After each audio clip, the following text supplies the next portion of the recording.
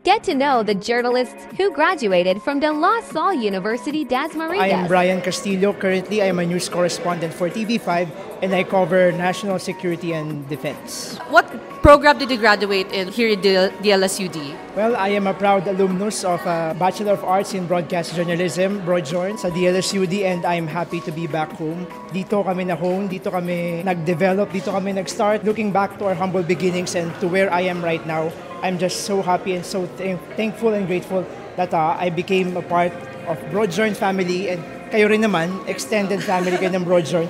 Back when you were still studying here, what do you think was the hardest subject you had to learn in BroadJourn?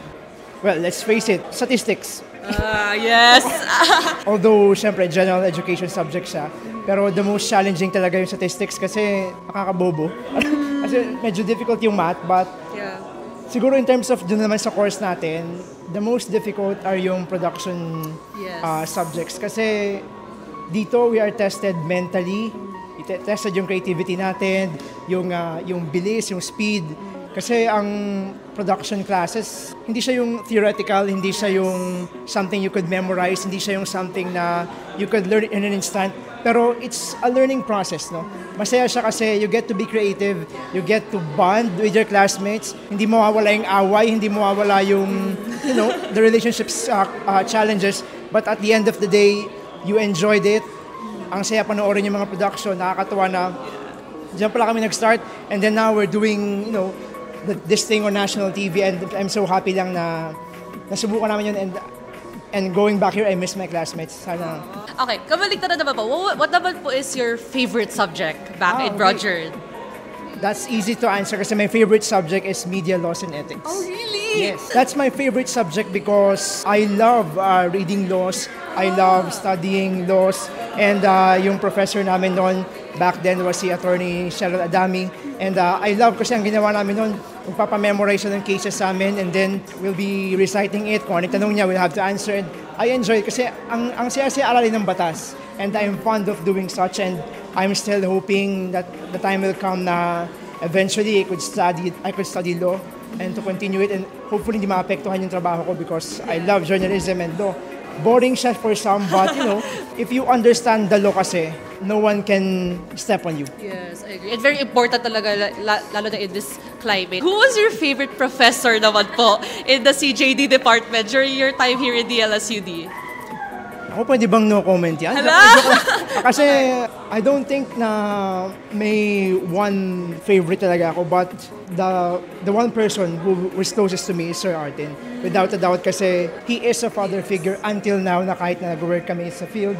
And I'm so happy lang na I get to meet with him again. Parang reunion lang to. I remember yung mga nakakatuwang moments namin.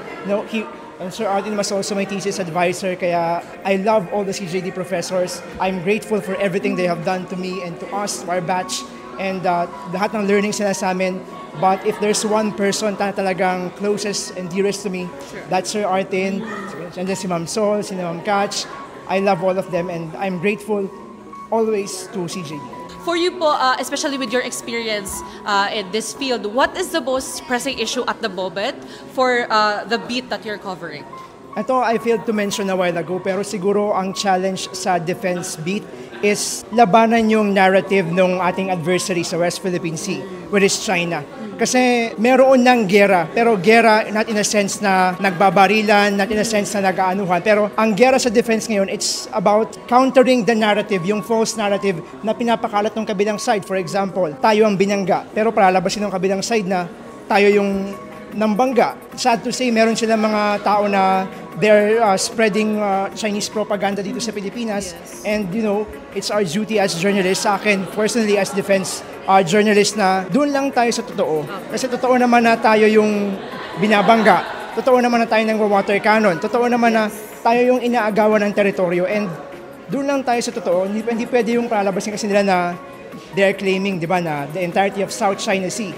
But it's clear naman na merong ruling na yung ating arbitral court, yung 2016 arbitration court, discrediting kung ano man yung sinasabi ng China na 9-dash line ng 10-dash line na. So I think that's the most pressing issue, and yung challenge sa amin is to always maintain that na doon lang tayo sa factual kasi sad to say may mga Pilipinong napapaniwala ng Chinese narrative na, na Bakit tayo yung nang maano, tayo nang gugulo?